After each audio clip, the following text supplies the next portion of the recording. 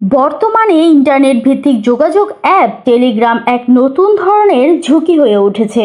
এটি অপরাধীদের জন্য একটি শক্তিশালী হাতিয়ার হিসেবে ব্যবহার হচ্ছে। টেলিগ্রামে প্রতারিত হয়ে অনেকে রাতারাতি নিঃস্ব হয়ে যাচ্ছেন। এমনকি অনেকে নিষিদ্ধ নেশার প্রলোভনে পড়ে ব্ল্যাকমেইলের শিকার হয়ে দিনের পর দিন অপরাধীদের নিয়ন্ত্রণে চলে যাচ্ছেন।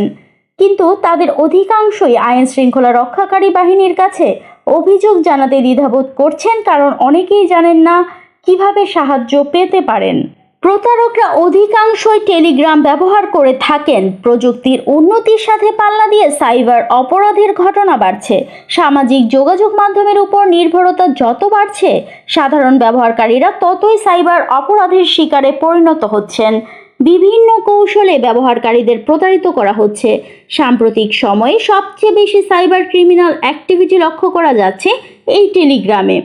সাইবার সুরক্ষা প্রতিষ্ঠান ক্যাসপারস্কির ফুটপ্রিন্ট ইন্টেলিজেন্স বিভাগের একটি রিপোর্টে বলা হয়েছে, বেশিরভাগ সাইবার অপরাধী এখন তাদের অপকর্মের জন্য টেলিগ্রামকেই বেছে নিচ্ছেন। হ্যাকিং, স্প্যামিং এবং অন্যান্য অবৈধ কার্যক্রম পরিচালনার জন্য তারা টেলিগ্রামে বিশেষ গ্রুপ তৈরি করছে। এসব গ্রুপে ফ্রড স্কিম, লিক হওয়া ডাটাবেস এবং অন্যান্য অবৈধ বিষয় নিয়ে আলোচনা করা হয়। সাইবার নিরাপত্তা বিশেষজ্ঞরা টেলিগ্রাম প্ল্যাটফর্মে সাইবার অপরাধের ক্রমবর্ধমান প্রবণতার পেছনে কয়েকটি মুখ্য কারণ চিহ্নিত করেছেন। টেলিগ্রাম বর্তমানে 90 কোটিরও বেশি মাসিক সক্রিয় ব্যবহারকারীর একটি বিশাল ব্যবহারকারী গোষ্ঠী গড়ে তুলেছে।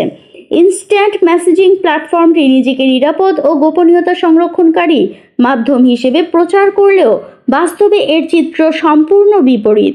এছাড়াও প্ল্যাটফর্মে চ্যানেল তৈরি প্রক্রিয়া অত্যন্ত সহজ হয়। সাইবার অপরাধীরা এই সুযোগ কাজে লাগাচ্ছে। তারা সহজেই বিভিন্ন চ্যানেল তৈরি করে ভুয়া তথ্য ছড়াচ্ছে। ব্যবহারকারীদের মধ্যে বিভিন্ন ধরনের প্রতারণামূলক লিঙ্ক ছড়াচ্ছে, যেগুলোতে প্রবেশ করলে বিভিন্ন ধরনের তথ্য চুরি এবং অর্থ আত্মসাতের মাধ্যমে ব্যবহারকারীদের সাথে জালিয়াতি করছে। টেলিগ্রামের সাহায্যে খুবই কম সময় বৃহত্তর গোষ্ঠীর কাছে পৌঁছানো সম্ভব। আরও ভয়ঙ্কর ব্যাপার হচ্ছে, টেলিগ্রামে প্রতারক রিয়েল টাইম নাম্বার ব্যবহার করেও নিজেদের পরিচয় গোপন রেখে কাজ করতে